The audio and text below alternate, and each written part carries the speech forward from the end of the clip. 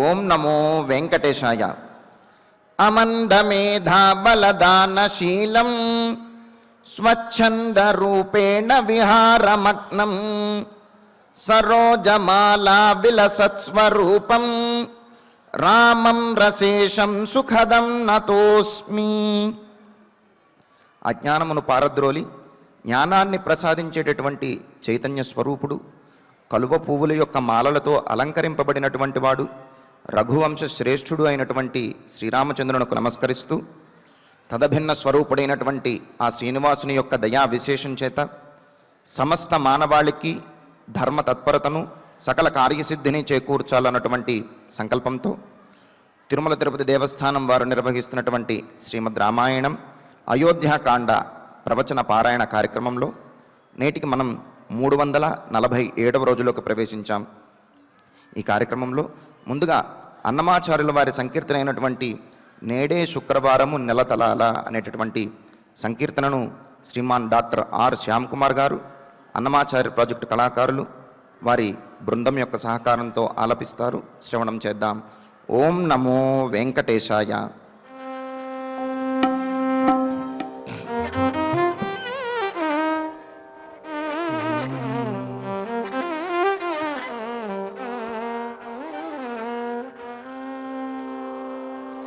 నేడే శుక్రవారము నెలతలాల, నేడే శుక్రవారము నెలతలాల, కోడిని సేవ సేయరే పునుగు కాపు. నేడే శుక్రవారము నెలతలాల, కోడిని సేవ సేయరే పునుగు కాపు. నేడే శుక్రవారము నెలతలాల.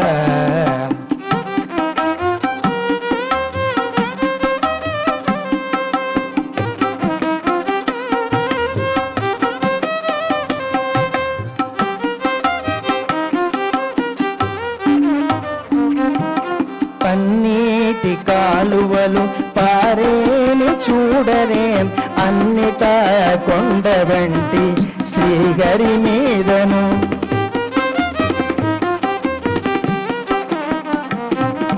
పన్నీటి కాలువలు పారేని చూడరే, అన్నిటా కొండ వంటి శ్రీహరి మీదను. ఎన్ననభిషేక మంత్రాలిది చెప్పారు వినరే, ఎన్ననభిషేక మంత్రాలిది చెప్పారు వినరే. తిన్నని పునుగు కాపు దేవునికి నేడు, ఎన్ననభిషేక మంత్రాలిది చెప్పారు వినరే. తిన్నని పునుగు కాపు దేవునికి నేడు, నేడు శుక్రవారము నెలతలాల, కోడిమిసే కసేయరి పునుగు కాపు. నేడు శుక్రవారము నెలతలాల.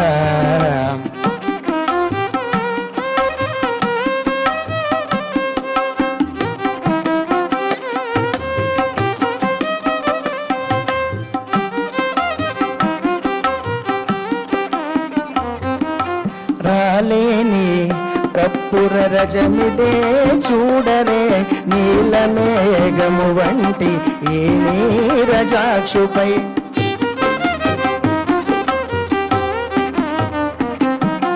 రాలేని కప్పుర రజమిదే చూడరే, నీలమేఘము వంటి ఈ నీరజాక్షుపై. తాలిమితో జాలువారే తట్టు పునుగులవి గోరే, తాలిమితో జాలువారే తట్టు పునుగులవి గోరే. పోలింప పునుగు కాపు పురుషోత్తమునికి, తాలిమితో జాలువారే తట్టు పునుగులవి గోరే.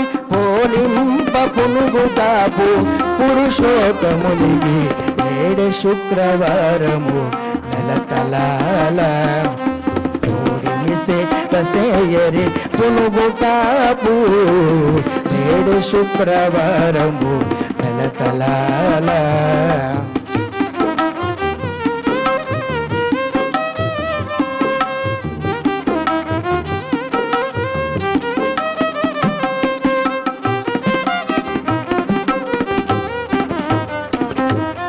అలమేలు మంగతోడ హారాలు సేవించరే వెలయ ధరించెను శ్రీ వెంకటేశుడు.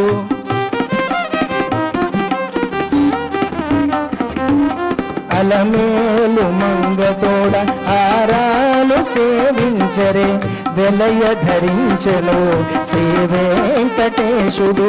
పలు విందులు ఆరగించి బాగాలు ఇయ్యరే పలు విందులు ఆరగించి బాగాలు ఇయ్యరే చనగి పునుగు కాపు శేషాద్రిపతికి పలు విందులు ఆరగించి బాగాలు ఇయ్యరే చలగి పునుగు కాపు శేషాద్రిపతికి ఏడు శుక్రవారము తలతలాల కోడిని సేవ సేయరే పునుగు కాపు ఏడు శుక్రవారము తలతలాల కోడిని సేవ సేయరే పునుగు కాపు ఏడు శుక్రవారము తలతలాల నేడు శుక్రవారము తలతలాల నేడు శుక్రవారము తలతలాల. సంకీర్తనను ఎంతో చక్కగా శ్రవణం చేశాం. ఇక ఇప్పుడు శ్రీ గురు ధ్యాన పూర్వకంగా సంకల్ప వాక్యాలను అందరము కలిసి పలుకుతూ ఈ కార్యక్రమాన్ని ప్రారంభం చేసుకుందాం. శ్రీ గురు ధ్యానం. గురుర్బ్రహ్మా గురుర్విష్ణు గురుర్దేవో మహేశ్వరః గురుః సాక్షాత్ పరం బ్రహ్మ తస్మై శ్రీ గురవే నమః. శ్రీనివాస ధ్యానం. శ్రీ వెంకటాద్రినిలయః కమలాకాముకః పుమాన్ అభంగుర విభూతిర్నః తరంగయతు మంగళం. అధ సంకల్పః. శ్రీమదాదివరాహ క్షేత్రే విరాజమానస్య శ్రీ పద్మావతీ జానేః అఖిలాండకోటి బ్రహ్మాండ నాయకస్య శ్రీరామచంద్ర రూపాంతరస్య భగవతః శ్రీ వెంకటేశ్వర స్వామినః సన్నిధౌ హనుమత్ సీతా లక్ష్మణ భరత శత్రుఘ్న పరివార సమేత శ్రీరామచంద్ర పరబ్రహ్మణః పరిపూర్ణానుగ్రహేణ అస్మిన్ భువనే సమస్తాదివ్యాధీనాం నివారణార్థం భారతవర్షే విద్యా విత్త వాణిజ్య కృషి వైద్య వైజ్ఞానిక దేశరక్షణాదిరంగేషు విద్యమానానాం ఆస్తిక మహాజనానాం సర్వేషాం సకుటుంబానాం ఆయురారోగ్యైశ్వర్యం సద్బుద్ధీత్యాది సర్వశుభఫలప్రాప్త్యర్థం ధర్మాచరణద్వారా శ్రీరామరాజ్యస్య పునర్వ్యవస్థాపనార్థం ఉద్యోగార్థినాం సముచితోద్యోగప్రాప్త్యర్థం దంపతీనాం అనుకూల దాంపత్యసిద్ధ్యర్థం సంతానస్య పితృవాక్య పరిపాలనానుకూల బుద్ధి ప్రచోదనార్థం సకల కార్యసిద్ధ్యర్థం గో సంరక్షణార్థం చ శ్రీమద్వాల్మీకి రామాయణే అయోధ్యాకాండే యథాశక్తి శ్లోకవ్యాఖ్యానపురస్సరం 24 सर्गश्लोकपारायणं तथा श्रीधन्वन्तरि मन्त्रपारायणं च अन्योन्यसाहाय्येन आचार्यमुखेन करिष्यामहे। श्रीवाल्मीकि प्रार्थना कूजन्तं राम रामेति मधुरं मधुराक्षरम् आरुह्य कविताशाखां वन्दे वाल्मीकि कोकिलम्। श्री आञ्जनेय प्रार्थना मनोजवं मारुततुल्यवेगं जितेन्द्रियं बुद्धिमतां वरिष्ठं वातात्मजं वानरयूथमुख्यं श्रीरामदूतं शिरसा नमामि। श्रीरामायण प्रार्थना वाल्मीकिगिरिसम्भूता रामसागरगामिनी पुनातिभुवनं पुण्या रामायण महानदी। श्रीराम प्रार्थना अयोध्याख्येतु गुर्वर्धे त्यक्त्वा राज्यं गिरौ वसन् पादुके भरतायादात् स रामः शरणं मम। श्रीरामचन्द्र परब्रह्मणे नमः। अथ श्रीमद् रामायणे आदिकाव्ये अयोध्याकाण्डे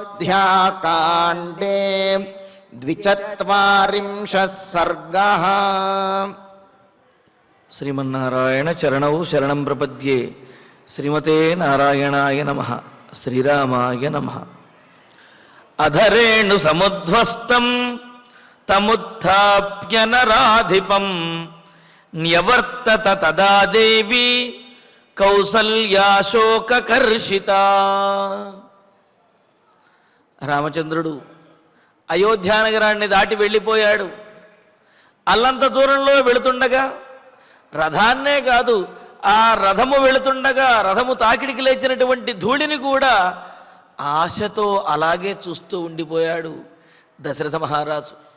ఎప్పుడైతే ఆ ధూళి కూడా కనిపించడం, ఆ రథము వెళ్ళడం వల్ల లేచినటువంటి ఆ దుమ్ము కూడా కనిపించడం మానేసిందో దశరథ మహారాజుకి ఇంకా ఆశ పోయింది. దానితోటి ఒక్కసారిగా కుప్పకూలినట్టుగా పడిపోతుంటే ప్రక్కనే ఉన్నటువంటి కౌసల్యాదేవి కుడి భుజాన్ని పట్టుకుని ఆమె ఆసరాగా ఉండి ఆయనని పైకి లేవనెత్తి తీసుకువస్తున్నది. ఇంకొక పక్కన కైకేయీదేవి ఉన్నది, కానీ ఆమె ఆ ఎడం పక్కన అలా నుంచుని ఉన్నది తప్ప దశరథ మహారాజుని పట్టుకుని లేవనెత్తడానికి ప్రయత్నించటం లేదు. అంటే ఏమిటి? దశరథుడు కైకేయీ మాట విని రాముణ్ణి అడవికి పంపించిన తర్వాత కూడా కైకేయీ మనస్సు ఇంకా చల్లారలేదు. ఆ సంతృప్తి ఆమెకు కలగలేదు. ఇంకా ఏదో అన్నాడు, ఏదో అంటున్నారు అనే ఒక ఆలోచనే తప్ప తన కోసము తన భర్త ఇంత త్యాగం చేశాడు అనే భావన ఆమెలో ఇంకా కలగలేదు. దాంతో ఆమెలా చూస్తూ ఉన్నది. కౌసల్యాదేవి మాత్రము తన కుమారుడి వనవాసానికి పంపించినప్పటికీ కూడా తన భర్తను చూసుకోవలసిన బాధ్యత తనది అనే భావనతోటి తాను మాత్రము ఆ భర్తను వేడటం లేదు. కుడి భుజం పట్టుకుని ఆయనను పైకి లేవనెత్తుతున్నది. లేవనెత్తుతూ ఆ సందర్భంలో దశరథ మహారాజు కైకేయిని చూస్తూ, కైకేయి, పూర్వము నిన్ను వివాహమాడిన మాట వాస్తవం, కానీ ఇక జీవితాంతము కూడా ఆ బంధం అనేది మనది కొనసాగదు. అంటే ఏమిటి? నువ్వు నా ఈ అయోధ్యానగరంలోనే నా అంతఃపురంలో ఉన్నప్పటికీ కూడా మన భార్యాభర్తల సంబంధం మాత్రము అది కొనసాగేది కాదు, దానికి నీవు అర్హురాలివి కాదు అని చెప్పి ఈ విధంగా కైకేయీదేవిని నిందిస్తూ, నీ కుమారుడు భరతుడు కూడా నీ మాట విని ఈ రాజ్యాన్ని ఆనందంగా స్వీకరించి అప్పణంగా దాన్ని అనుభవించడానికి సిద్ధపడినట్లయితే ఆ భరతుడు ఇచ్చేటటువంటి భరతుడు చేసేటటువంటి పితృకార్యములు, ఆ ఇచ్చేటటువంటి తర్పణములు అవి కూడా భవిష్యత్తులో నాకు చెందకుండుగాక అని చెప్పి అంటున్నాడు. అలా అంటూ ఉంటే మరి పడిపోయినటువంటి వాడిని పైకి లేవనెత్తుంది కదా. అధరేణు సముద్భస్తం తముద్ధాప్య నరాధిపం న్యవర్తత తదాదేవి కౌసల్య శోకకర్షిత అంటూ ఇంకా ఆ తరువాత ఈ విధంగా దశరథ మహారాజు కైకేయితో మాట్లాడిన తర్వాత శోకకర్షిత దేవి కౌసల్య, శోకంతో తన కుమారుడు దూరమయ్యాడు అనే పుత్ర వియోగ శోకంతో కృషించిపోయినటువంటిది. అలాగే తన భర్తకు మహారాజు అయినటువంటి తన భర్తకు ఇటువంటి దుస్థితి వచ్చిందే అని చూసి సహించలేనటువంటిదైన ఆ కౌసల్యాదేవి రేణు సముద్ధ్వస్తం, మరి దశరథ మహారాజు కింద పడిపోయాడు కదా, అలా కింద పట్టడంతో అక్కడ ఉన్నటువంటి దుమ్మంతా కూడా ఆయనకి అంటింది. అలాగా రేణు సముద్ధ్వస్తం, ధూళి చేత ఆవరించబడినటువంటి వాడైన, దుమ్ము ధూళి కొట్టుకుపోయినటువంటి ఆ భుజములు ముఖము ఆ శరీరము కలిగిన వాడైన తం నరాధిపం, ఆ దశరథ మహారాజుని ఉత్థాప్య కుడి భుజం పట్టుకుని మెల్లగా పైకి లేవనెత్తి తదా తేన సహన్యవర్తత, ఇంకా దశరథ మహారాజు భుజం పట్టుకుని వెనక్కి మరలి వస్తూ ఉన్నది. మహారాజా, మన కుమారుడు ఇంకా వెళ్ళిపోయాడు, ఇక్కడ నుంచి ఎంతసేపు చూసినప్పటికీ వెనక్కి తిరిగి రాడు. వనవాసానికి వెళ్ళిపోయినటువంటి కుమారుడి కోసం ఇక్కడే నుంచుని వేచి చూడటం అనేది వివేకం కాదు. కావున మన అంతఃపురంలోకి వెళదా నడవండి అని దశరథ మహారాజుని ఓదార్చుతూ తనను తాను ఓదార్చుకుంటూ ఒక చేతితో కన్నీళ్లు తుడుచుకుంటూ మరొక చేతితో దశరథ మహారాజు యొక్క కుడిభుజం పట్టుకుని ఆయనను లేవనెత్తి వెనకకు తీసుకువస్తూ ఉన్నది. అంటే రాజవీధిలో నుంచుని మరి కొంత దూరం ముందుకు కూడా వెళ్ళాడు కదా, రాముడి రథం ఎటువైపు వెళుతుందో అటువైపు వెళ్ళారు కదా మరి ఆ రాజవీధిలో, అందుకని అక్కడ నుండి వెనకకు తీసుకువస్తూ ఉన్నది కౌసల్యాదేవి. విధంగా దశరథ మహారాజు కౌసల్యాదేవి కూడా ఆ రాజవీధిలో వెనకకు మరలితే ఇక్కడ హత్వేవ బ్రాహ్మణం కామాత్ స్పృష్ట్వాగ్నిమివ పాణినా అన్వతప్యత ధర్మాత్మా పుత్రం సంచింత్య తాపసం. దశరథ మహారాజు యొక్క మానసిక స్థితి ఎలా ఉన్నదో తెలియజేస్తున్నారు. ఏదైనా తెలియక తప్పు జరిగి లేకపోతే ఇతరులు చేసినటువంటి తప్పు వల్ల తాను కనుక నష్టపోయినట్లయితే సమాధానం చెప్పుకోవటానికి కారణం ఉంటుంది. నాకు తెలియక ఆ విధంగా చేశాను, నేను అసలు జరిగిన సంగతే నాకు తెలియదు, దీంట్లో నా తప్పే ఉన్నది అని చెప్పి, లేకపోతే ఇతరులు చేసినటువంటి తప్పుకు తాను కనుక బలి అయినట్లయితే ఇందులో నా తప్పేమీ లేదు, వాళ్ళు చేసినటువంటి తప్పే తప్ప నాలో దోషమేమీ లేదు అని చెప్పి తన అంతరాత్మకు తాను సమాధానం చెప్పుకునే స్థితి అనేది ఉంటుంది. అంటారు కదా, శస్త్రేణ రక్ష్యం యథశిక్ష్య రక్ష్యం నతద్యశ శస్త్రభృతాం క్షిణోతి అని చెప్పి తాను చెయ్యలేనటువంటి పనిని, తన వల్ల కానటువంటి పనిని తాను చెయ్యకపోతే ఎవరూ కూడా ఆక్షేపించరు. తన పొరపాటు లేకుండా ఏదైనా తప్పు జరిగితే దాన్ని కూడా ఎవరు నిందించకపోవచ్చు ప్రత్యక్షంగా. కానీ ఇక్కడ దశరథ మహారాజు అది కాదు, పరిస్థితి అది కాదు. తాను తన స్వయంకృతాపరాధంగా చేసినటువంటి పనికి తాను బాధపడవలసి వస్తున్నది. తన వల్ల తన కుమారుడికి ఈ విధమైనటువంటి వనవాసం అనేది ఏర్పడినది. అందుకని తెలిసి తప్పు చేసి బాధపడుతున్నటువంటి వాడు ఏ విధంగా అయితే పశ్చాత్తాపడుతూ జరిగినటువంటి నష్టానికి బాధపడతాడు, ఆ నష్టం జరగడానికి తానే కారణము అని చెప్పి తనను తాను నిందించుకుంటూ తన మీద తనకే ఒక అసహ్యమైనటువంటి భావనతోటి ఎలాగైతే ఉంటాడో అదేవిధంగా ఇక్కడ దశరథ మహారాజు పరిస్థితి కూడా అలాగే ఉన్నది. కామాత్ కోరికతోటి బ్రాహ్మణం హత్వా ఇవ బ్రహ్మహత్య చేసి ఏదో ప్రయోజనం కోసము అని చెప్పి బ్రహ్మహత్యను చేసి ఆ తర్వాత అయ్యయ్యో నేను తప్పు చేసేసానే అని బాధపడితే, తెలిసి తప్పు చేసి మళ్ళీ తప్పు చేశానే అని జరిగిపోయిన తర్వాత బాధపడితే కనీసం ఓదార్చే వాళ్ళు కూడా ఉండరు. బుద్ధుండి చేసావా, నువ్వు చేసినటువంటి పనికి నువ్వు బాధపడతావేమిటి అని చెప్పి నిందిస్తారు. అలాగే తెలిసి తప్పు చేసిన తర్వాత ఆ తర్వాత చేసినటువంటి తప్పు అనే జ్ఞానము కలిగి బాధపడుతూ ఉంటే తన మీద తనకే అసఖ్యం కలుగుతుంది కదా. అలాగనమాట. కామాత్ బ్రాహ్మణం మహత్వ, కోరికతోటి ఏదో ప్రయోజనం కోసం అని చెప్పి బ్రహ్మహత్య చేసి ఆ తర్వాత బాధపడేవాడిలాగా. అంతేకాదు, పాణినా అగ్నిం స్పృష్ట్వా, అగ్ని కాలుతుందో కాలదో అని చెప్పి చేతిని అగ్నిలో పెట్టి అబ్బా కాలింది అని చెప్పి బాధపడేవాడు ఏ విధంగా అయితే ఆ దుఃఖాన్ని పొందుతాడో అలాగా. అసలు అగ్నిలో చెయ్యి పెట్టడం ఎందుకు, కాలిందని బాధపడటం ఎందుకు? చూసేవాళ్ళు ఏమంటారు, బుద్ధి ఉందా లేదా, చెయ్యి పెట్టింది కాబట్టి కాలుతుంది అంతే, అనుభవించు అని అంటారు తప్ప ఓదార్చేవాడు ఎవడ ఉండడు. అందుకనే చూడండి, అగ్నిం స్పృష్ట్వా ఇవ, చేతితోటి అగ్నిని దాకి బాధపడుతున్నటువంటి వాడిలాగా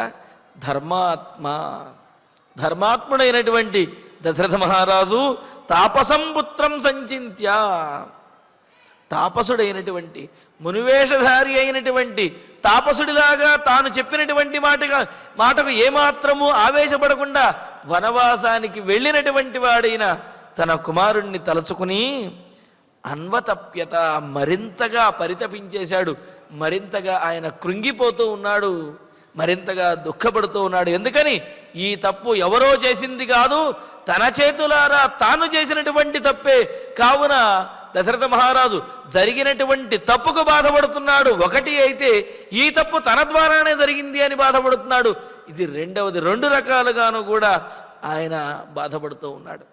సహజంగా పాపము చేయటం వల్ల కలిగేటటువంటి ఫలం అనేది మరణానంతరము కలుగుతుంది. దాన్ని అదృష్ట ఫలము అంటారు. పాపమైనా పుణ్యమైనా సరే, పుణ్యం చేయడం ద్వారా వెంటనే మనకు ఫలం కనుక కనిపినట్టయితే అది దృష్ట ఫలంగా చెబుతాము. అది వెంటనే ఫలం కనిపించకపోయినా సరే దాని ఫలము అనేది భవిష్యత్తులో ఉంటుంది కావున దాన్ని అదృష్ట ఫలము అని అంటారు. పాపానికైనా అంతే. పాపం చేసిన వెంటనే దాని యొక్క దుష్ఫలితం కనుక కనిపించింది అనుకోండి, అది దృష్ట ఫలము. లేకపోతే భవిష్యత్తులో కనిపిస్తే అది అదృష్ట ఫలము అని అన్నారు. ఇక్కడ దశరథ మహారాజుకి దృష్టఫలము అదృష్ట ఫలము రెండింటినీ కూడా అనుభవించవలసినటువంటి స్థితి రావడంతో బాధపడుతూ ఉన్నాడు. అంటే ఇక్కడ పాపము చేయటం వల్ల భవిష్యత్తులో కరగబోయే నరకాదులు ఏవైతే ఉన్నాయో అవి అదృష్ట ఫలములు. అగ్నిని తాకటం వల్ల వెంటనే ఈ మంట పుట్టడం ఏదైతే ఉన్నదో, నొప్పి కలగటము, ఇది దృష్టఫలము అన్నమాట. దశరథుడు అదృష్ట ఫలాలు రెండింటినీ కూడా పొందుతున్నాను అనే ఆలోచనలో ఉన్నాడు. ఏమిటి అంటే, తన కుమారుణ్ణి వనవాసానికి పంపిస్తున్నాడు కావున ఇలా వనవాసానికి పంపిస్తూ పుత్ర వియోగము అనే దుఃఖాన్ని పొందుతూ ఉన్నాడు, సాక్షాత్తుగా అనుభవిస్తూ ఉన్నాడు. ఇది దృష్టఫలం. నిరపరాధి అయినటువంటి, ఏ తప్పు చేయనటువంటి రామచంద్రమూర్తిని వనవాసానికి పంపాడు కావున చేసినటువంటి ఆ పాపానికి మరణించిన తర్వాత కూడా నరకాన్నే పొందుతాడు అనే ఆలోచనలో ఉన్నాడు. కావున ఇది అదృష్ట ఫలము. ఇలాగా ఇప్పుడు తనకు కలుగుతున్నటువంటి బాధ అనే దృష్ట ఫలాన్ని భవిష్యత్తులో, అంటే ఇప్పుడు తాను చేసినటువంటి బ్రహ్మహత్య సదృశ్యమైనటువంటి ఈ తప్పుకి తాను మరణించిన తర్వాత కూడా నరకాన్ని పొందుతాను అనే అదృష్ట ఫలం ఏదైతే ఉన్నదో ఈ రెండు రకాల ఫలములని కూడా తలుచుకుని దశరథ మహారాజు మరింతగా బాధపడుతూ ఉన్నాడనమాట. ఇక్కడ తిలక వ్యాఖ్యాకారులు చెబుతారు, అగ్నిని తాకినటువంటి వాడు ఆ చెయ్యి కాలి మంటపడుతూ ఉంటే ఆ బాధ కలగటం వల్ల, అంటే ఆ మంట వల్ల కలిగేటటువంటి బాధ ఒకెత్తు అయితే, తాను ఇంత బుద్ధి లేనటువంటి పని చేశానా, తెలిసి అగ్నిలో చెయ్యి పెట్టానా, కాబట్టి తనకి ఈ శాస్తి జరగవలసిందే అని చెప్పి తన మీద తనకే ఒక రకమైనటువంటి ఆత్మన్యూనతా భావన అనేది కలుగుతుంది. ఇది రెండవ రకమైనటువంటి బాధ. ఇలాగ రెండు రకాలైనటువంటి బాధలను కూడా పొందుతున్నాడు. ఎందుకని? తాను తనంతట తానుగా కైకేయీదేవికి ఇచ్చినటువంటి వరములకు ఫలంగా రాముణ్ణి వనవాసానికి పంపవలసి వచ్చింది. కావున రామ వనవాసానికి కారణము తానే. రాముడు వనవాసానికి వెళుతుంటే పుత్ర వియోగం వల్ల తనకు దుఃఖం కలుగుతున్నది. దానికి కూడా కారణము తానే, వేరే వారెవరో కాదు. కావున జరిగినటువంటి తప్పుకు తానే కారణము. ఆ తప్పు వల్ల కలిగినటువంటి ఆ ఫలాన్ని కూడా అనుభవించేది తానే అవ్వడంతో రెండింటినీ తలుచుకుని దశరథ మహారాజు మరింత కృంగిపోతూ మరింత బాధపడుతూ ఉన్నాడు. బాధపడుతూ మరి ఆ కౌసల్యాదేవి ఆ విధంగా రాజాంతఃపురానికి, రాజభవనానికి వెనక్కి తీసుకువస్తూ ఉంటే ఆ రాజవీధిలో దశరథ మహారాజు మాత్రము వెనక్కి తల తిరిపి చూస్తూ ఉన్నాడు. నివృత్యైవ సీదతో రథవర్త్మసు రాజ్ఞో నాతి బభౌ రూపం గ్రస్తస్యాంశుమతో యథా. రథవర్త్మసు, రథం వెళ్ళినటువంటి ఆ మార్గం ఏవైతే ఉందో ఆ మార్గంలో నివృత్యైవ వెనక్కి తిరిగి అంటే రథం వెళ్ళినటువంటి మార్గం నుండి ఆ కౌసల్యాదేవి దశరథ మహారాజుని రాజభవంతికి తీసుకువచ్చేస్తున్నది. కానీ దశరథ మహారాజు యొక్క మనస్సు మాత్రము ఆ రథం వెళ్ళినటువంటి మార్గానికే వెళుతూ ఉన్నది. ఇంతకుముందు అనుకున్నాం కదా, గచ్చతి పురశరీరం ధావతి పశ్చారథం స్థితం చేతః చీనాం శుకమివ కేతోహో ప్రతివాతం నియమానస్య అని ఒక జెండాని తీసుకుని పరిగెడుతూ ఉంటే ఆ జెండా కర్ర ఏమో ముందుకెళుతూ ఉంటుంది. ఆ జెండా కర్ర కట్టినటువంటి వస్త్రం ఏదైతే ఉందో అది రెపరెపలాడుతూ వెనక్కి కొట్టుకుంటూ ఉంటుంది. అలాగా దశరథుణ్ణి రాజభవంతికి తీసుకువస్తూ ఉంటే దశరథుని యొక్క శరీరమేమో రాజభవంతి వైపుకు వెళుతూ ఉంటే ఆయన మనస్సు రాముడు వెళ్ళినటువంటి వైపుకు వెళుతున్నది. ఆయన తల కూడా వెనక్కి తిప్పి మరలా వెనక్కి తిప్పి చూస్తున్నాడు. రాముడు ఏమైనా వెనక్కి వస్తాడేమోననే ఆశతోటి. ఇలాగా నివృత్యైవ సీదతః వెనక్కు తిరిగి చూస్తూ మరలా తిరిగి చూస్తూ దుఃఖిస్తున్నటువంటి రాజ్ఞ రూపం. ఆ దశరథ మహారాజు యొక్క ఆకారము, ఆయన యొక్క రూపం ఎలా ఉన్నదయ్యా అంటే గ్రస్తస్య అంశుమతః రూపం యథా. గ్రహణం పట్టినటువంటి సూర్యుని యొక్క రూపం ఏ విధంగా అయితే ఉంటుందో ఆ విధంగా పుత్ర వియోగము అనే గ్రహణము చేత పీడించబడుతున్న దశరథుని యొక్క స్వరూపం కూడా అంత దారుణంగా కాంతి విహీనమై దుమ్ముగొట్టుకుపోయి ఉండి అలాగే దుఃఖిస్తూ శోకంతో కృశించిపోయి ఉన్నాడు. అలాగే రూపం యథా నా అతి బభౌ, ఏమాత్రమో ప్రకాశించడం లేదు, ఏమాత్రమో కూడా ఆయనలో ఆశ కానీ లేకపోతే జీవించాలి అనే తపన కానీ ఏమీ లేదు. తన కుమారుడికి దూరమయ్యాడు, దానికి తానే కారణమయ్యాను అనే భావనతోటి కృశించిపోతూ గ్రహణం పట్టినటువంటి సూర్యునిలాగా కాంతిని కోల్పోయి అలా బాధపడుతూ మరి కౌసల్యాదేవి ఆయనని కుడి భుజం పట్టుకుని తీసుకువస్తూ ఉంటే అలాగా రాజభవంతికి వస్తూ ఉన్నాడు. విలలాపచ దుఃఖార్తః ప్రియం పుత్రమనుస్మరన్ నగరాంతమనుప్రాప్తం బుద్ధ్వా పుత్రమధాబ్రవీత్. ప్రియం పుత్రం అనుస్మరన్, తనకు అత్యంత ప్రియమైనటువంటి రామచంద్రమూర్తిని అనుస్మరణం తలచుకుంటూ దుఃఖార్తః విలలాపచ, దుఃఖం చేత పీడించబడినటువంటి వాడై విలలాప, బాగా శోకించాడు, ఏడుస్తూ ఉన్నాడు. అధా కొంతసేపటికి పుత్రం నగరాంతం అనుప్రాప్తం, తన కుమారుడు అయోధ్యానగరాన్ని దాటాడు, అయోధ్యానగరం దాటి వెళ్ళిపోయాడు అనే విషయాన్ని ఇతరుల ద్వారా వేగుల ద్వారా తెలుసుకున్నటువంటి వాడై అనుప్రాప్తం బుద్ధ్వా అబ్రవీత్, తన కుమారుడు రామచంద్రమూర్తి అయోధ్యానగరాన్ని విడిచి అయోధ్యానగరాన్ని దాటి వెళ్ళిపోయాడు అనే విషయం తెలుసుకుని ఇంకా దశరథ మహారాజు మాట్లాడుతూ ఉన్నాడు. ఆయన ఇలా బాధపడుతూ వాహనానాంచ ముఖ్యానాం వహతాం తమ్మమాత్మజం పదాని పథి దృశ్యంతే సమహాత్మాన దృశ్యతే. ఇంకా రాజభవంతి దగ్గరికి వస్తున్నా సరే రాముడు వెళ్ళినటువంటి ఆ రథమార్గాన్నే చూస్తూ ఆ రథమార్గంలో రాముడు వెళ్ళినటువంటి రథము యొక్క ఆ చక్రముల తాకిడికి ఏర్పడిన చారలు కనిపిస్తూ ఉన్నాయి. రాముడు నడిచినటువంటి ఆ కాలి అందెల యొక్క గుర్తులు కనిపిస్తున్నాయి, రథం వెళ్ళినటువంటి మార్గం యొక్క గుర్తులు కనిపిస్తున్నాయి, కానీ రాముడు మాత్రం కనిపించడే అని బాధపడుతూ మమ ఆత్మజం తం ముఖ్యానాం వాహనానాం పదాని, నా కుమారుడైనటువంటి రామచంద్రుణ్ణి తీసుకువెళ్ళినటువంటి ముఖ్యానాం వాహనానాం శ్రేష్టమైనటువంటి ఉత్తమమైనటువంటి వాహనములు అంటే అశ్వములు, గజములు, రథములు ఇవన్నీ కూడా రాజులకు వాహనములుగా తెలియజేశారు. మరి అలాగా ఆ అశ్వములు వెళ్ళినటువంటి వాటి యొక్క కాలి గుర్తులు, రథం వెళ్ళినటువంటి ఆ చక్రముల యొక్క గుర్తులు, రాముడు నడిచినటువంటి గుర్తులు ఇవన్నీ కనిపిస్తున్నాయి, కానీ 10 దృశ్యంతే ఇవన్నీ కూడా నాకు కనిపిస్తున్నాయి, కానీ మహాత్మా సహ నదృశ్యతే, మహాత్ముడైనటువంటి గొప్ప బుద్ధి కలిగిన వినయ సంపన్నుడైన సందర్భోచితమైనటువంటి నిర్ణయం తీసుకోవడంలో గొప్పవాడైన పరాక్రమవంతుడైన గుణవంతుడైన, ఇక్కడ మహాత్మ శబ్దానికి అనేకమైన అర్థాలు మనకు నిఘంటువుల్లో తెలియజేశాడు. అటువంటి వాడైన రామచంద్రమూర్తి నదృశ్యతే కనిపించడే, రాముడు వెళ్ళిన మార్గం కనిపిస్తున్నది, ఆ రథముల యొక్క గుర్తులు కనిపిస్తున్నాయి, కానీ రాముడి మాత్రం నాకు కనిపించడం లేదే అని బాధపడుతూ యత్సుఖేషు పధానేషు యస్సుఖేషు పధానేషు సేతే చందన రూషితః వీజ్యమానో మహార్హాభిః స్త్రీభిర్మమ సుతోత్తమః. తర్వాత శ్లోకానికి కూడా కలిపి మనం అన్వయం చెప్పుకోవాలి.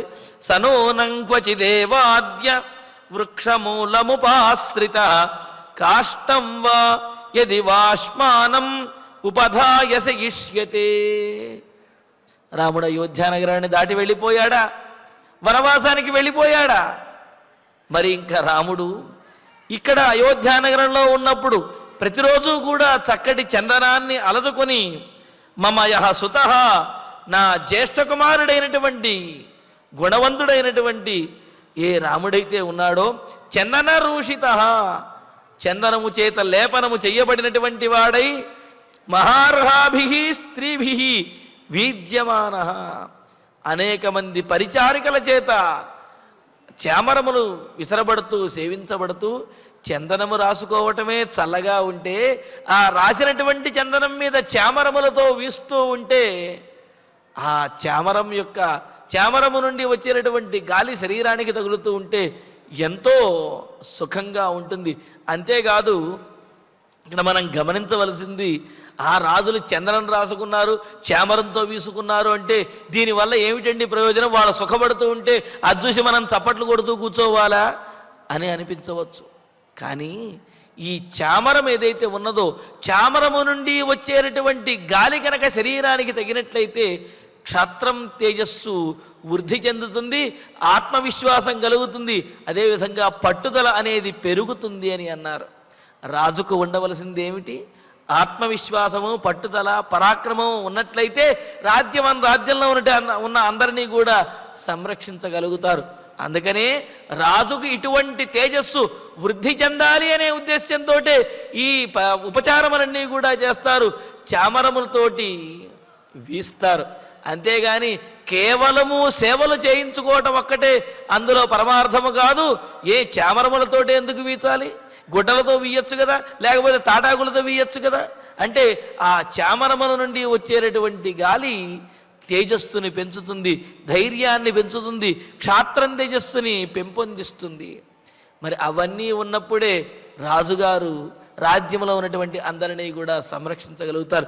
మరి ఇక్కడ చూడండి, మరి అనేకమైనటువంటి రాసకార్యములతో విసుగు చెంది ఉండేటటువంటి రాజుకి చందనలేపనం రాసి దాని మీద ఆ తరువాత చామరములతోటి వీస్తూ ఉంటే ఆయనలో మానసికమైనటువంటి ప్రశాంతత, శారీరకమైనటువంటి ఆ దారుఢ్యం అంతా కూడా కలుగుతుంది, తేజస్సు పెరుగుతుంది.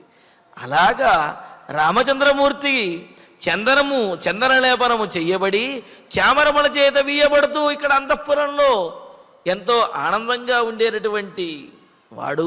అంతేకాదు సుఖేషు ఉపధానేషు చేతే, సుఖాన్ని కలిగించే హంసతూలిక తలపం మీద పడుకుని చక్కటి మెత్తనైనటువంటి తలగడా పెట్టుకుని నిద్రించేటటువంటి నా కుమారుడు రామచంద్రుడు సహా అటువంటి రామచంద్రుడు నూనం ఇక ఇప్పుడు నిశ్చయంగా అద్య క్వచిదేవ ఈనాడు ఎక్కడో ఒక చోట ఎక్కడున్నాడో కూడా తెలియలేం, చెప్పలేం.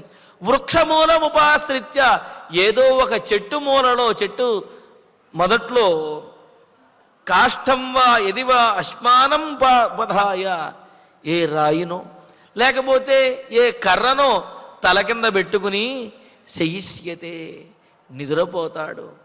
అంతఃపురంలో ఉండి పరిచారికల చేత సమస్తమైనటువంటి సేవలు చేయించుకుంటూ మహారాజుగా తేజస్సుతో వెలుగొందవలసినటువంటి నా కుమారుడు హంసతూలికా తలపం మీద పడుకుని సుఖవంతమైనటువంటి తలగడా మీద తలబెట్టుకుని నిద్రించవలసినటువంటి నా కుమారుడు ఈనాడు నిశ్చయంగా ఎక్కడ ఉన్నాడో తెలియదు.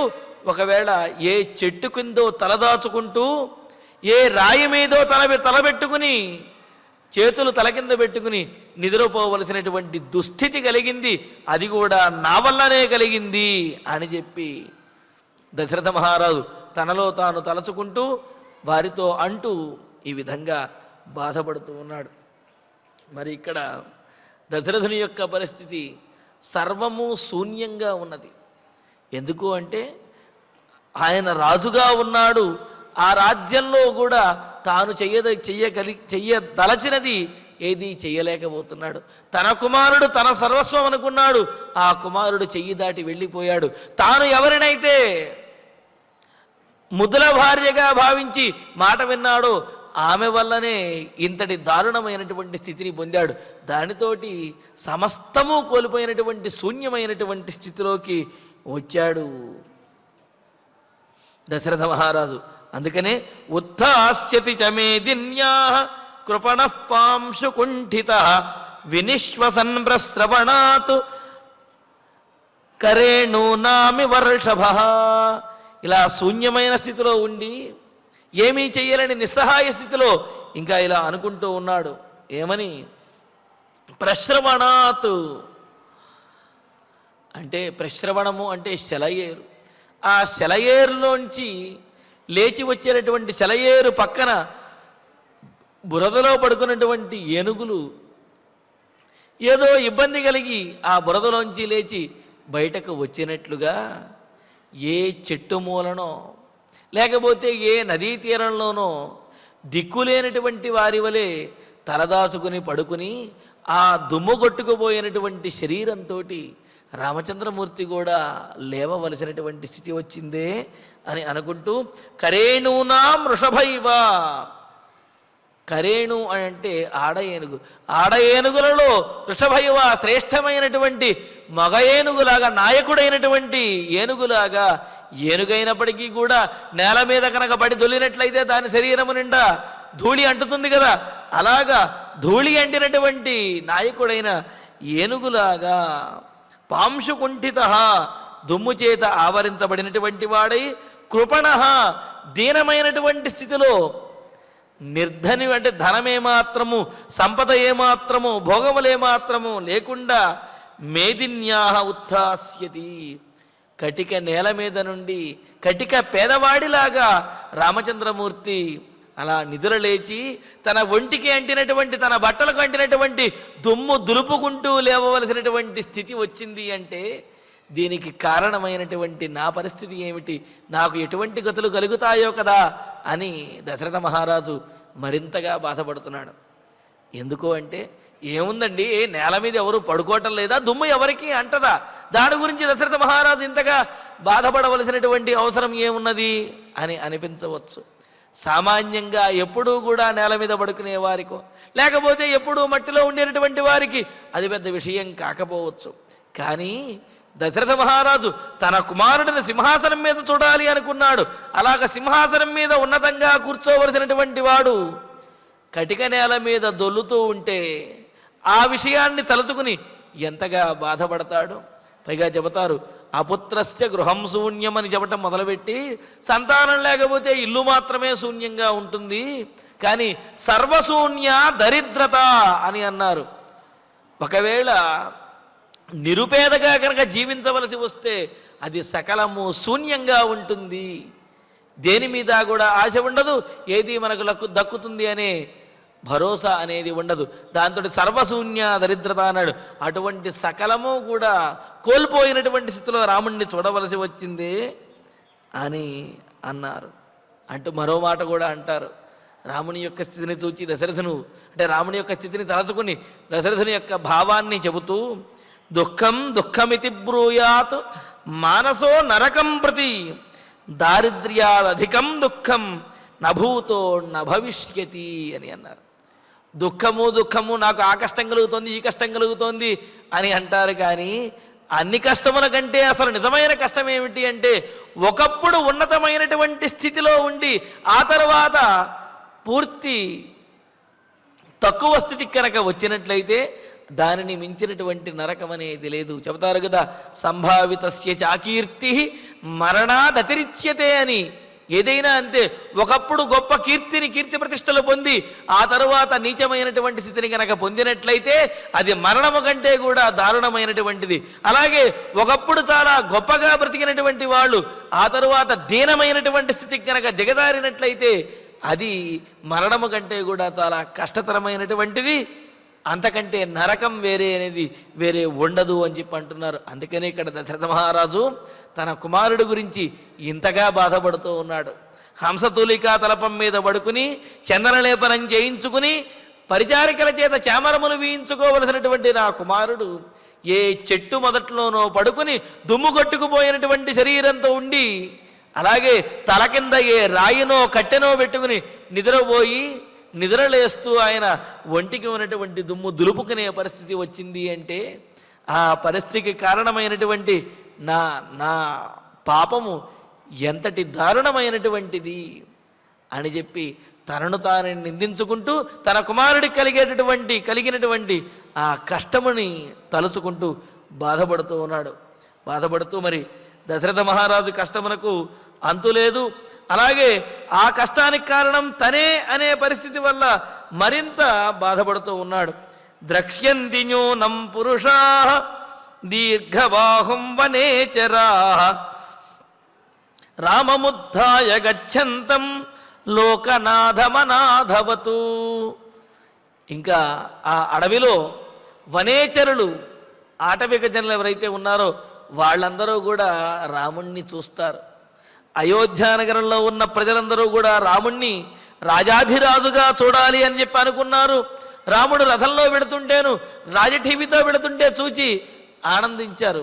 కానీ వనంలో ఉన్నటువంటి వనేచరులు రాముడిని చూస్తారు. ఎలా చూస్తారు అంటూ, వనేచరాహ పురుషాహ, వనంలో తిరిగేటటువంటి ఆ పురుషులు, దీర్ఘబాహుం లోకనాథం, ఆజానుబాహుడైనటువంటి వాడు, లోకానికే నాథుడైనటువంటి వాడు, లోకాన్నే సంరక్షించగలిగిన సమర్థత కలిగిన వాడు అయినప్పటికీ కూడా అనాథవతు, అనాథలాగా, ఎటువంటి పరివారము లేకుండా ఇలా అనాథలాగా అడవిలో తిరుగుతున్నటువంటి రాముణ్ణి ఉత్థాయ గచ్చంతం, అలాగా చెట్టు మొదట్లో పడుకుని లేచి నడుచుకుంటూ వెళుతున్నటువంటి రామచంద్రమూర్తిని వాళ్ళందరూ కూడా నూనం ద్రక్ష్యంతి, వాళ్ళందరూ చూస్తారు.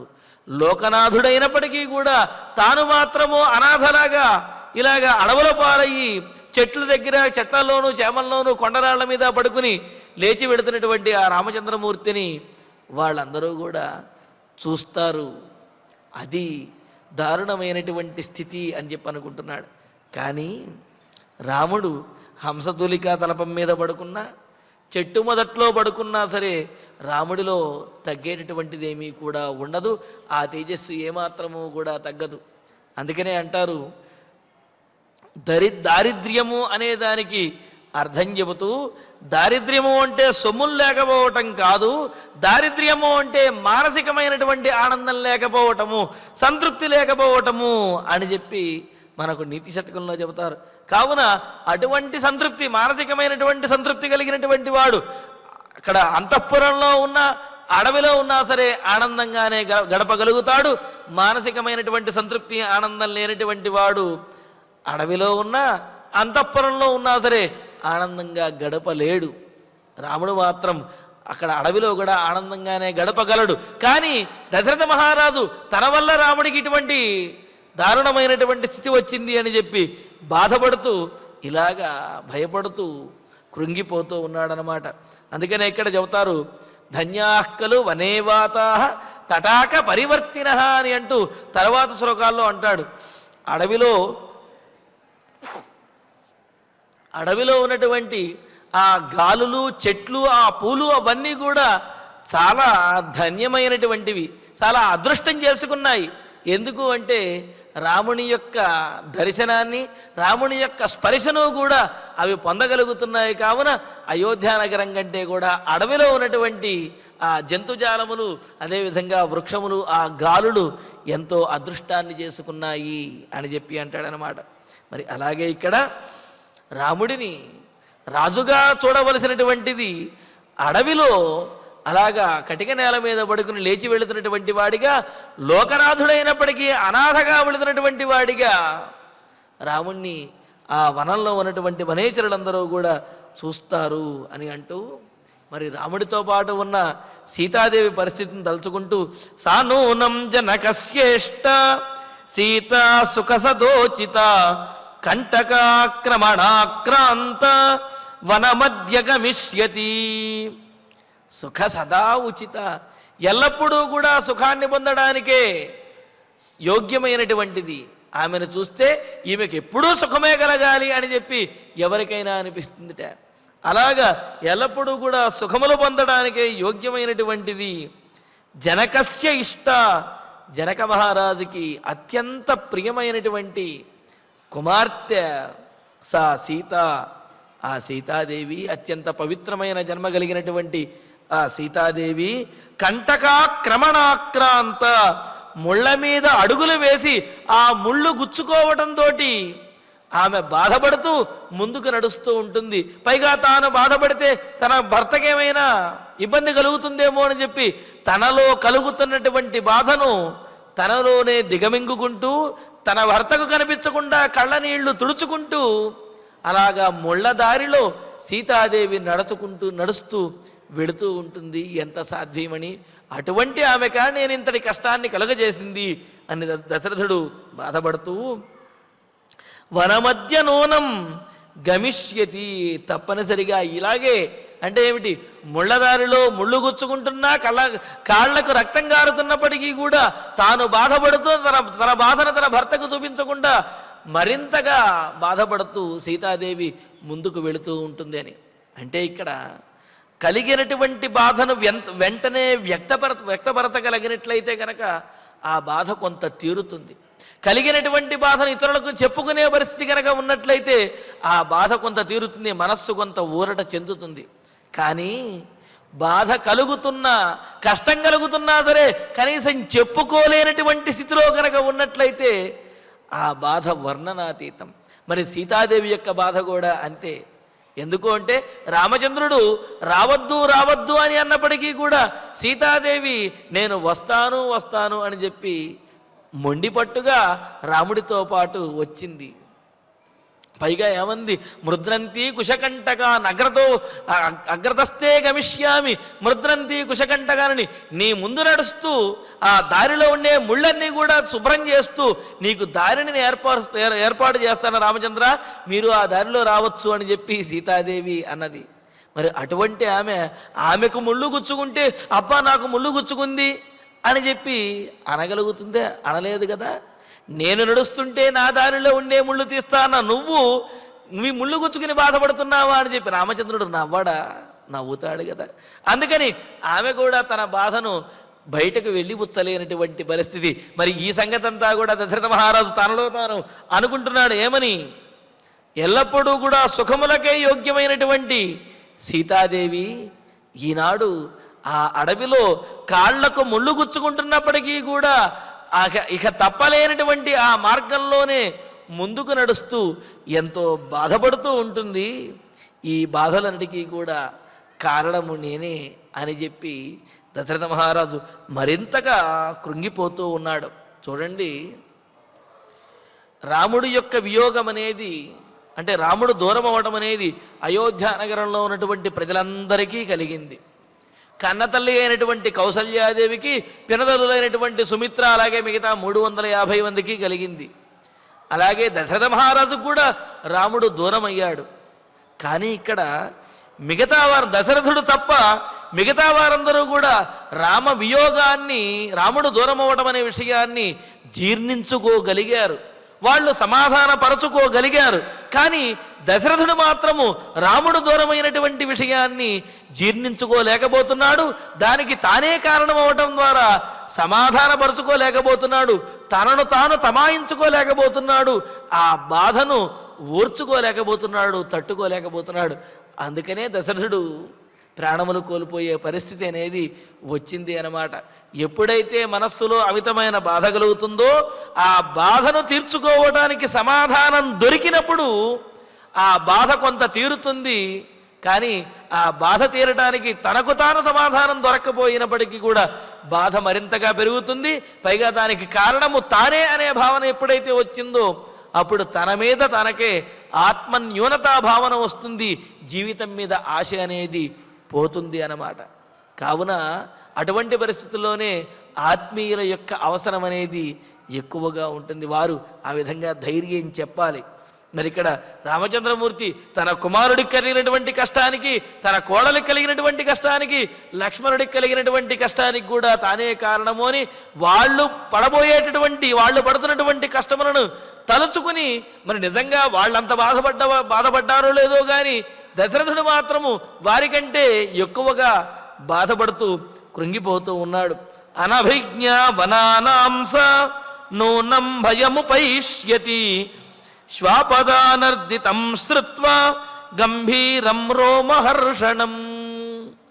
ఈ విధంగా దశరథ మహారాజు తనలో తాను కుమిలిపోతూ ఆ సీతారామ లక్ష్మణులకు కలిగేటటువంటి బాధలను, ఆ అడవిలో కలిగే పరిణామాలను తలచుకుంటూ బాధపడుతూ ఉన్నాడు. ఇందులో ఉన్నటువంటి మరిన్ని విశేషాలని తరువాతి ప్రవచనంలో తెలుసుకుందాము. ఇక ఇప్పుడు ఆచార్యుల వారి ద్వారా శ్లోకాలని పారాయణం చేసుకుందాము. అథరేణు అథవేణు సముద్ధ్వస్తం సముద్ధ్వస్తం అథరేణు సముద్ధ్వస్తం అధరేణు సముద్ధ్వస్తం సముత్థాప్య సముత్థాప్య నరాధిపం నరాధిపం న్యవర్తత న్యవర్తత తదా దేవి తదా దేవి కౌసల్యా కౌసల్యా శోకకర్షిత శోకకర్షిత హత్వేవా బ్రాహ్మణం కామాత్ బ్రాహ్మణం కామాత్ పృష్ట్వాగ్నిమివ పృష్ట్వాగ్నిమివ పాణినా పాణినా అన్వతప్యత అన్వతప్యత ధర్మాత్మా ధర్మాత్మా పుత్రం పుత్రం సంచింత్య తాపసం సంచింత్య తాపసం నివృత్యైవ నివృత్యైవ నివృత్యైవ నివృత్యైవ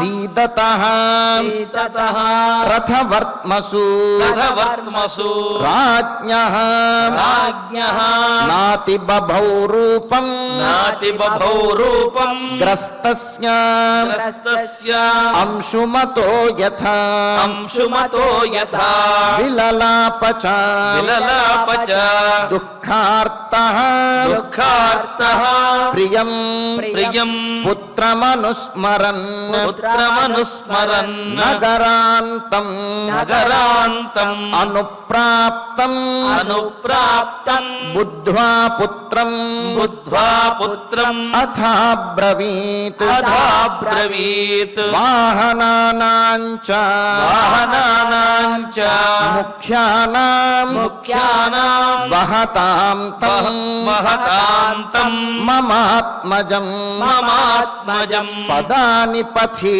పదాని పది దృశ్యంతే దృశ్యంతే సమహాత్మా సమహాత్మా న దృశ్యతే న దృశ్యతే యస్సుఖేషు యస్సుఖేషు ఉపధానేషు ఉపధానేషు సేతే సేతే చందనరూషితః చందనరూషితః వీజ్యమానః వీజ్యమానః మహార్హాభిః మహార్హాభిః స్త్రీభిః స్త్రీభిః మమ సుతోత్తమః మమ సుతోత్తమః సనూనం సనూనం క్వచిదేవాద్యా క్వచిదేవాద్య వృక్షమూలం వృక్షమూలం ఉపాశ్రితః ఉపాశ్రితః కాష్ఠం వా కాష్ఠం వా యది వాష్మానం యది వాష్మానం ఉపధాయ ఉపధాయ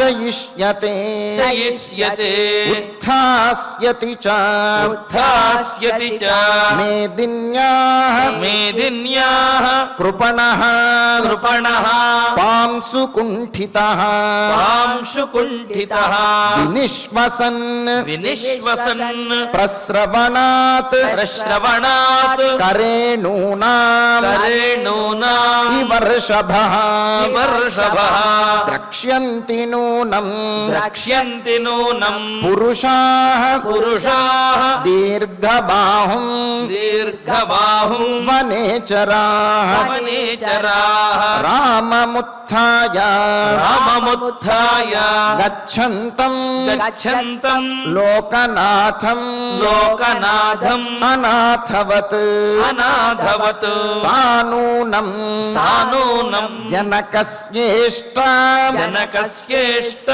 సుతాం సుతా సుఖసదోచిత సుఖసదోచిత కంటకాక్రమణాం కంటకాక్రమణ క్రాంతాం క్రాంత కంటకాక్రమణాక్రాంతాం కంటకాక్రమణాక్రాంత వనమద్యాం వనమధ్య గమిష్యతి గమిష్యతి అనభిజ్ఞాం అనభిజ్ఞ వనానాం సా వనానాం స నూనం నూనం భయముపైష్యతి భయముపైష్యతి స్వాపదానర్దితం స్వాపదానర్దితం శ్రుత్వా శ్రుత్వా గంభీరం గంభీరం రోమహర్షణం రోమహర్షణం ఇత్యార్షే ఇత్యార్షే శ్రీమద్ రామాయణే శ్రీమద్ రామాయణే ఆదికావ్యే ఆదికావ్యే అయోధ్యాకాండే అయోధ్యాకాండే ద్విచత్వారింశే సర్గే ద్విచత్వారింశే సర్గే ఏకాదశ శ్లోకాః ఏకాదశ శ్లోకాః. ఫలశ్రుతి నుండి మంగళాంతం వరకు అందరము కలిసి పఠిద్దాం. ఫలశ్రుతి ఫలశ్రుతి ఆయుష్యమారోగ్యకరం యశస్యం సౌభ్రాతృకం బుద్ధికరం సుఖం చ శ్రోతవ్యమేతన్నియమేన సద్భిః ఆఖ్యానమోజస్కరమృద్ధికామైః శ్రీరామచంద్ర పరబ్రహ్మణే నమః.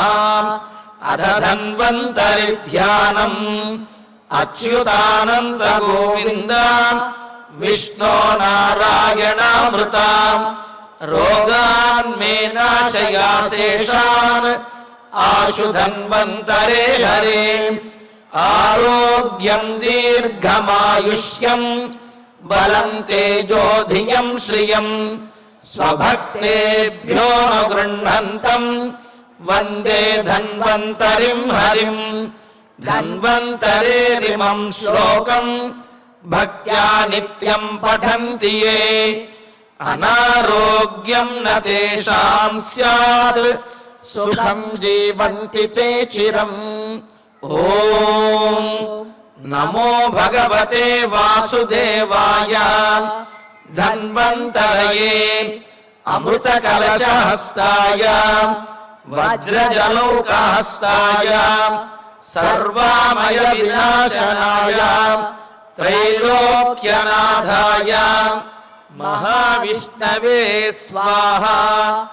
ఓం వాసుదేవాయ విద్మహే సుధాహస్తాయ ధీమహి తన్నో ధన్వంతరి ప్రచోదయాత్. అధనవగ్రహ ప్రార్థనా ఆరోగ్యం పద్మబంధుర్వితరతు నితరాం సంపదం శీతరశ్మి భూలాభం భూమిపుత్రః సకలగుణయుతాం వాగ్విభూతిం చ సౌమ్య సౌభాగ్యం దేవమంత్రి రిపుభయశమనం భార్గవః శౌర్యమార్కిః దీర్ఘాయుః సైన్నికేయః విపులతరయశః కేతుః ఆచంద్రతారం అరిష్టాని ప్రణశ్యంతు దురితాని భయాని చ శాంతిరస్తు శుభం మేస్తు గ్రహాః కుర్వంతు మంగళం అధ క్షమా ప్రార్థనా యదక్షరపదభ్రష్టం మాత్రాహీనం చ యద్భవేత్ తత్సర్వం క్షమ్యతాం దేవ నారాయణ నమోస్తుతే. అథ భగవత్సమర్పణం కాయేన వాచా మనసేంద్రియైర్వా బుద్ధ్యాత్మనా వా ప్రకృతే స్వభావాత్ కరోమి యద్యత్ సకలం పరస్మై నారాయణాయేతి సమర్పయామి.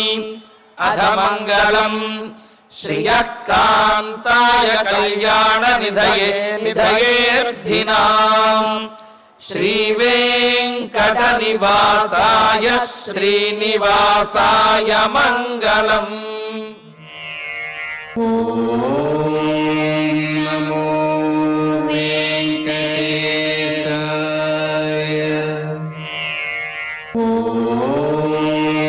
నమో వెంకటేశాయ.